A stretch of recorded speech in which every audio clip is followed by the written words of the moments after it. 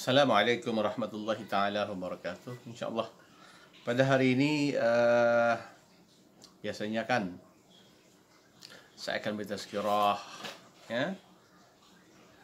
Saya akan bagi apa lagi ni peringatan daripada Al-Quran. Tapi okey jugalah. Okey, tuan-tuan dan puan yang dirahmati Allah, yang dirahmati Allah sekalian, alhamdulillah, syukur kepada Allah Subhanahu Wa Taala. Pada pagi ini kita bersiaran lagi dalam channel Kirana Studio, yang mana saya akan berkongsi hari ini berkaitan dengan ini, buku ini.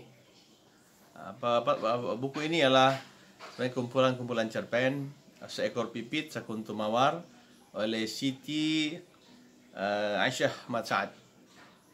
Okey, jadi saya akan kongsikanlah, ya. Harap semua boleh mengikuti cerita cerpen ini. Saya pun suka baca cerpen ini. Dan dalam buku ini saya dapat daripada Siti Aisyah ini. Okey, ini keluaran sebenarnya daripada Pena lah. Ini Pena ITBM, Institut Terjemahan dan Buku Malaysia, Kuala Lumpur 2013 ini. Okay. Buku cerpen ini cerita pendek. Kan masih saya di sekolah menengah dulu, kami dibiasakan dengan bahasa. Cerita-cerita pendek, disuruh supaya banyak membacalah cerpen-cerpen ini. Dan memang cerpen ini boleh dari segi kata Imam Syafi'i kan, cerpen ini boleh ataupun bahasa ini, untuk mendalami bahasa kita kena banyak belajar pada bahasa lah. Subhanallah. Jadi hari ini saya akan kongsikan satu cerita pendek ini, apa yang diceritakan oleh penulis di sini, yaitu yang bertajuk Mertua, Menantu dan Ketam Batu. Ini macam dia cerita yang cerita tempatan lah, ya. Takkan saya nak cerita tentang agama, ya kan, tapi insyaAllah saya akan kaitkan dengan agama Islam lah, insyaAllah, ya. Tuan-tuan dan puan, tentang menulis ini tuan-tuan dan puan adalah satu nadi. Ini kata Siti Aisyah sinilah. Seorang penulis akan mencurahkan segala idea dan tenaganya kepada sesebuah karya yang dihasilkan. Karya yang bermutu ialah karya yang dapat memberikan pengajaran dan pedoman. Nah, dalam sini ada pengajarannya dan pedoman dia kepada masyarakat dan pembacanya. Ingat, saya suka baca ni. Saya suka baca lah, bukan setakat saya suka baca tentang matematik, sains, teknologi zaman sekarang ini. Yang kita merakam sekarang ini, kan, ini teknologi, kan. Ada hadis Rasulullah SAW yang mana Rasulullah SAW telah bagi tahu, tidak akan berlaku kiamat, tidak akan berlaku hari kiamat, meletup bumi ini dan semua cakrawalannya akan meletup, sehinggalah datang manusia bercakap di hujung tali. Subhanallah. Apa maksudnya itu? Apakah maksud ini?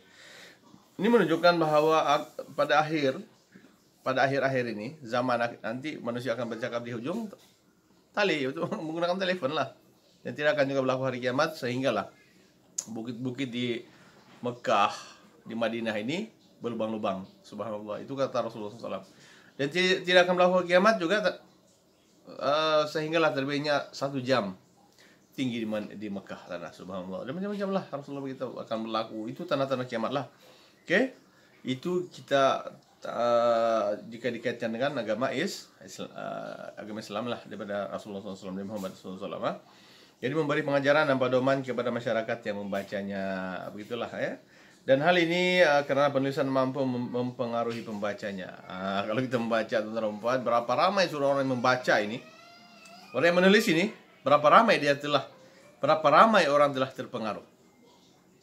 Ada yang membuat ada yang sendiri dah selepas macam contohnya kita lihat, tuan-tuan dan puan, kitab Injil. Kitab Injil ni Allah Subhanahu Wa Taala turunkan masukkan di dada Nabi Isa alaihissalam. Setelah Nabi Isa alaihissalam diangkat ke langit, dalam Islam dia diangkat ke langit, ya. Dan sekarang Nabi Isa pun berada di langit sana. Nanti akan akhir zaman ni akan berlaku huru-hara di muka bumi ini, maka Sayyidina Aisyah ini pula, Nabi Isa akan turun ke bumi ini. Subhanallah. Untuk apa Tuhan? Untuk menerangkan bahwa apa yang diajarkannya adalah selari dengan ajaran Nabi Muhammad SAW. 600 tahun selepas kelahiran Nabi Isa alaihissalam, lahirnya Islam di Mekah. Kitabnya Al-Quran. Subhanallah. Maka tuan-tuan dan puan yang dirahmati Allah sekalian, walaupun pada masa kini penulisan kreatif tidak semegah dahulu lah.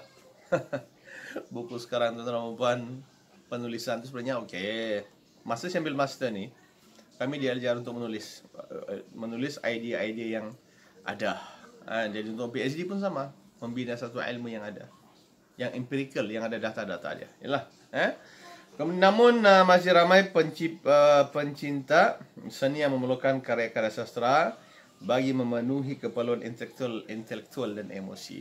Siti Aisyah ini tuan-tuan dia sekolahnya, kalau di sini dia sekolah rendah, katanya di sekolah rendah di SRK Semediri Keranau, kemudian ke sekolah menengah kebangsaan agama Ranau lah, agama Ranau, yang dulu kita sebagai keluarga kasarnya Semekar.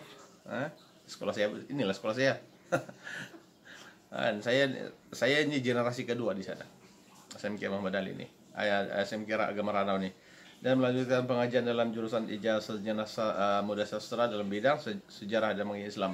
Saya Syariah Ekonomi, Akademi Pengajian Islam, Universiti Malaya. Allahu Akbar. Okey, tuan-tuan dan puan, kami di SMK Agama ni, tuan-tuan dan puan, kita didahkan dengan pelbagai ilmu yang ada, ya kan, sampai level 5. Sekarang ni berapa ramai sudah pelajar-pelajar di sana yang hebat. Subhanallah.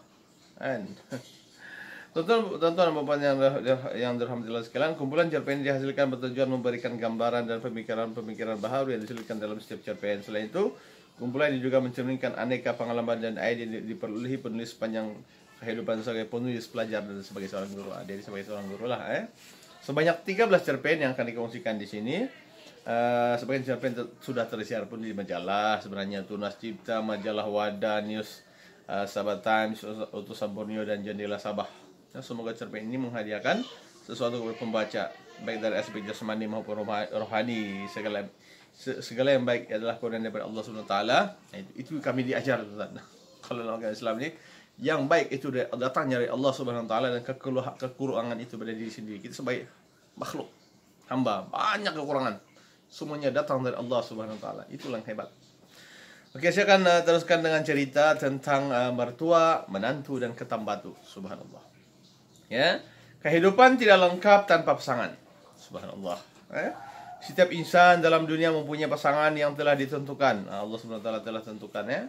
Suami istri, mertua dan menantu menjadi pelengkap dalam rumah tangga. Segalanya indah andai mau lagi dijaga, doa dan harapan senjata utama agar berkekalan sentiasa. Kata-kata bahasa mendapat redha dan berkat daripada Yang Maha Esa. Tersebutlah kisah satu majlis perkahwinan yang diadakan di sebuah kampung. Cerita pendek, saya ceritakan saja. Jauh dari kampung-kampung yang lainnya, sejak hulu di hilir letaknya, majlis disambut dengan meriah. Paluan gong, gedeng. Paluan gong tuan-tuan di mana? Mestilah di Sabah. Ada gong, tarian poring. Tarian poring ini sebenarnya, kalau poring ini adalah, kalau di Sabah ni buluh, buluh, B-U-L-U-H, buluh, poring. Dan tarian sumazau kan, sumazau. Sebenarnya sumazau ni sebenarnya dulu kalau orang dusun ni panggil sebagai sumayau. Sumayau, ya, sumayau maknanya dia ada tarian lah, tapi kenapa pakai sumazau? Sekarang ini sumazau lah. Menjadikan majlis tersebut bertambah seri. Kedua mempelai yang cantik diiringi keluarga dari kedua-dua belah pihak dengan penuh bahagia. Tuan-tuan, orang-orang Sabah, orang-orang dusun ni lawa-lawa. Rupa macam orang Korea, orang Cina kan. Putih-putih melepak. Allahu Akbar. Seperti kebiasaan pasangan suami istri yang lain, ya, istri masih dalam proses menyesuaikan diri dengan keluarga dan keadaan yang baru baginya. Istri, tuan-tuan, kalau sudah kawin, tuan-tuan, bila kawin saja biasanya istri akan tinggal di rumah suamilah. Jadi adalah dia punya menantu di rumah tu, ada dia punya menantu mentua kan.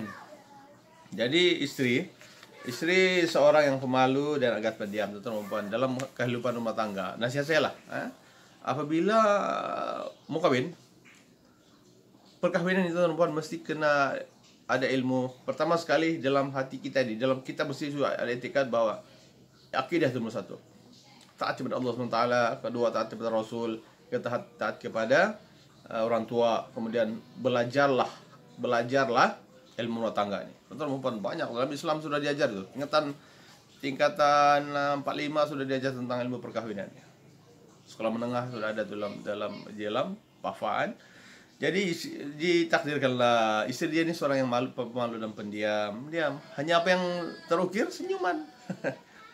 Terukir di bibirnya selalu subhanallah zikir sedekah. Dalam Islam ini sedekah ya. Dalam rumah tersebut tinggal bersama suami dan ibu bapak mentuanya. Biasanya begitu kan. Kalau mereka ini sungguh aman dan damai. Sehinggalah pada suatu hari suami pergi mencari ikan di anak-anak sungai. Di anak sungai mengalir dari arah Sungai Liwagu, teman-teman. Sungai Liwagu ini ada di Ranau. Sungai Liwagu, dia berjalan di sekitar sungai tersebut. Bubu yang berjasa telah memberi keuntungan dibawa bersama. Bubu, tahukah bubu? Bubu ini perangkap ikan, tempat untuk memerangkap ikan. Sungai Liwagu nih, dia kalau marah temannya kalau banjir lah, besar teman-teman, Allah besar. Ya, dia berjalan sekitar sungai tersebut. Bubu yang berjasa dan memberi keuntungan dibawa bersama. Nah, dulu bubu ini dibawalah. Hari ini pasang, besok hari ini petang pasang, malam biarkan, besok pagi baru tengok. Boleh. Biasa begitulah. Suami sudah mendapat baik ikan seperti ikan lumpis. Ikan lumpis. Kami panggil kalau kami panggil sebagai ikan lumpis. Ini kecil nih, lumpis. Terongau dan sopong. Nah, sopong ini ikan macam ikan kelilah. Bukan ikan kelilah. Macam itu ikan kelilah. Nah, terongau ini ikan, terongau lah. Ikan yang di sungai. Hidup hajinya sungguh riang, mendapat tangkapan yang lumayan, hasil yang harus dikongsi bersama keluarga dan istri sebagai santapan. Subhanallah. Suami terlihat beberapa ekor ketam batu. Ketam batu? Ketam batu, tonton nama apa? Dia yang dia di ketam ini. Ada satu yang jenis yang dia boleh hidup di air dan boleh hidup di darat. Ketam batu. Kan? Yang berwarna hitam. Biasa kami tangkap nih dulu nih.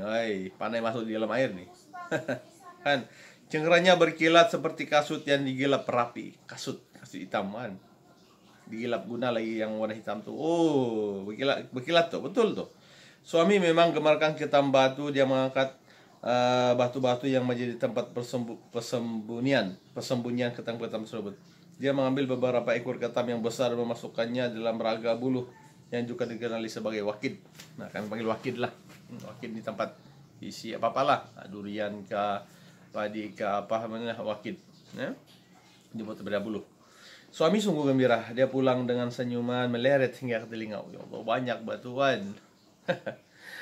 Kemudian pasti istriku sangat gembira dapat makan ikan dan ketam batu ini, kata suami dengan begitu yakin. Tiba sampai di rumah, suami memberikan hasil tangkapan itu kepada ibunya di rumah. Biasalah begitu kan. Bila ada hasil, biasanya anak dia akan sampai pada mama dia lah, pada ibunya. Mama, ada tangkapan hari ini. Gitu kan.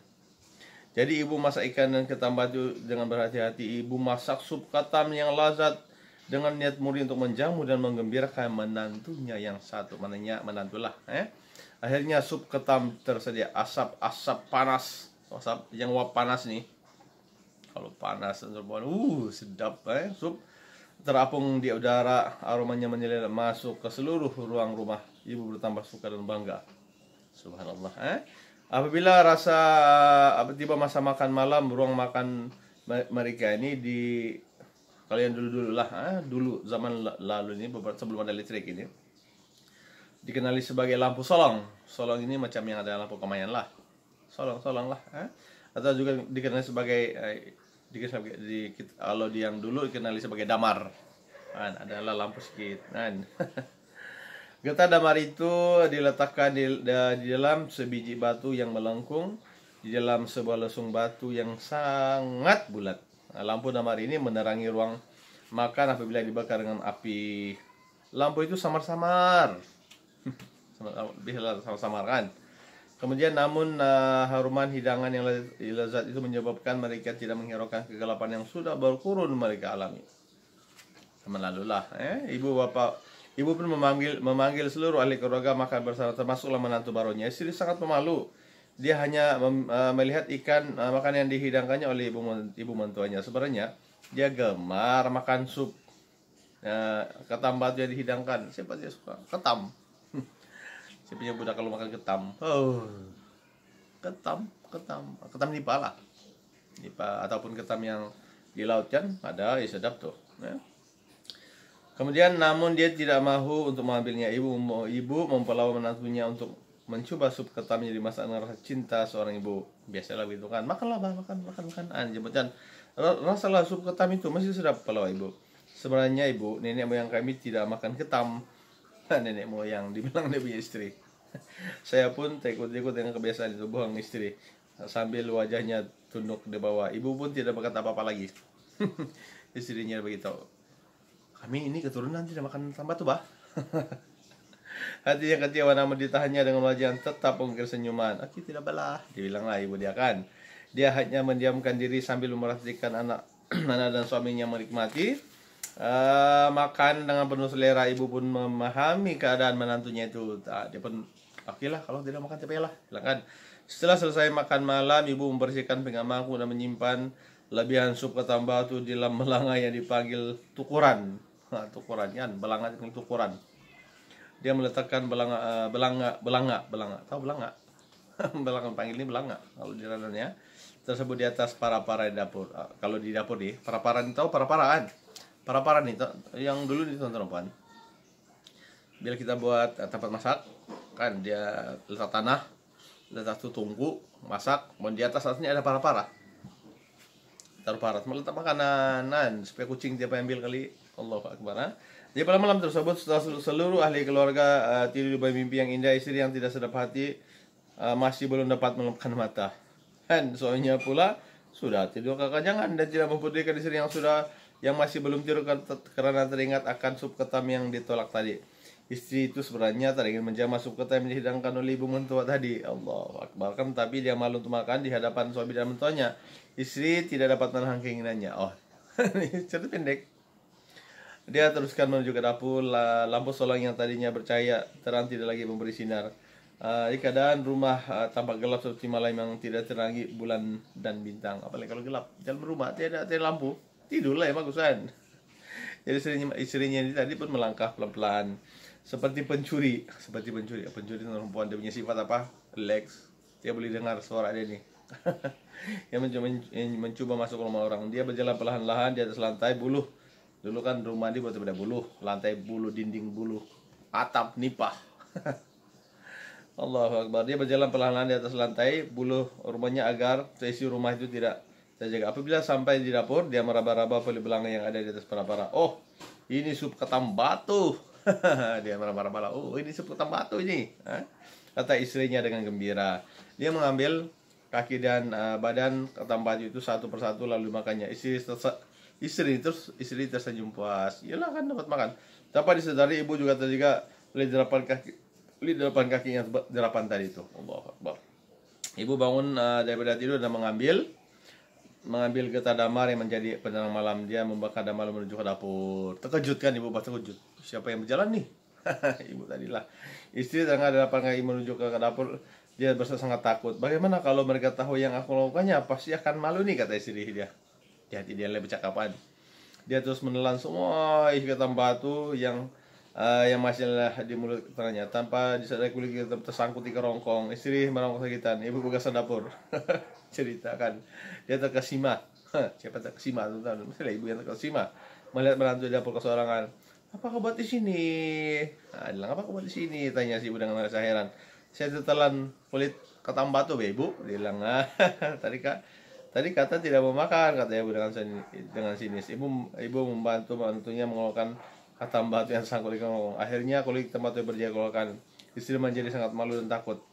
Dia hanya tunduk membisu sambil mengalirkan air mata. Perbulan antara ibu dan menantunya memakan suami dan Suami dan ibu bapak mentua dia ini terjaga. Mereka menuju ke dapur menanyakan perkara yang berlaku. Ibu menjadi sangat marah dan merasa terhina.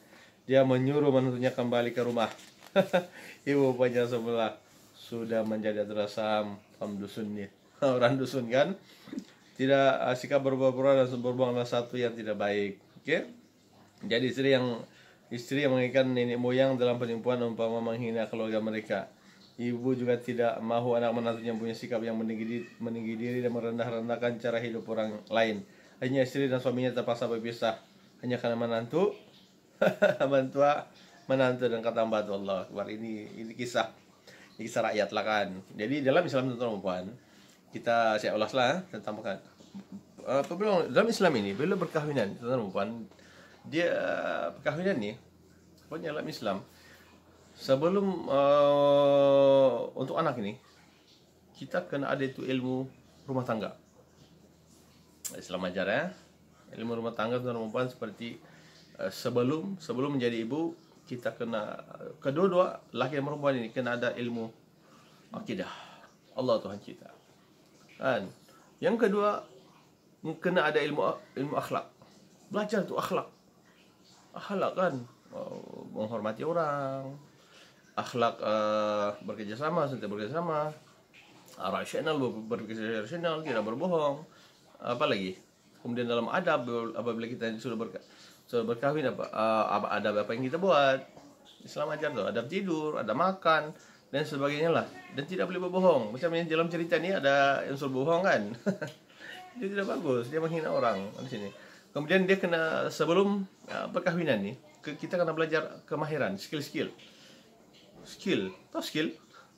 untuk berkahwin teman-teman kita. Sebelum kalau kita hendak bekerja kita kena ada satu kemahiran memasak air, buat air, masak nasi goreng, apa lagi. Kalau di sini cerita tentang damar, buat lampu, kan, dan sebagainya. Selepas perkawinan, selepas ada anak macam mana? Lepas itu kita kena ada apa yang kita sebagai ibadah. Kita akan sentiasa beribadah, yaitu berbuat baik kepada orang, berbuat yang untuk diri sendiri, sebab itu baik untuk kita. Subhanallah kan, itu satu yang baiklah untuk kita. Jadi teman-teman puan yang rahmatillah sekalian, daripada cerita yang tadi itu mari kita sama ambil pedoman lah. Kita hendaklah senantiasa menghormati, kita kena senantiasa bersyukur dengan rezeki yang ada. Allah yang bagi kita rezeki Allah yang akan bagilah. Kata Allah Subhanahu wa taala, yang mana aku ini kaya, kata Allah Subhanahu wa taala. Aku tak kisah, aku sudah kaya. Maka kamu kena sembah aku. Aku yang bagi rezeki kepada kamu, kata Allah Subhanahu wa taala. Kepada semua manusia lah. Dan kamu ada rasul, ikutlah rasul. Kamu ada para ulama, ikutlah para ulama. Kamu ada ibu dan ayah, ikutlah mereka. Nasihat mereka, taatlah kepada mereka sehingga mana mereka tidak kalau mereka mengajar kepada mensyirikkan Allah Subhanahu wa taala, jangan ikut. Kan hebat ini ajaran Allah Subhanahu wa taala ya. Jadi saya rasa itu saja tentang ulasan saya tentang cerita tadi itu, cerita pendek tadi itu. Kira lucu juga lah cerita ini kan, yaitu mertua, menantu dan ketambatu. Allah. Jadi saya rasa itu saja untuk perkongsian. Yang baik itu adalah Allah SWT, kurang lebih dari saya sendiri. Wabillahi taufiq wal hidayah. Wassalamualaikum warahmatullahi wabarakatuh. Jangan lupa subscribe Kirana Studio. Terima kasih.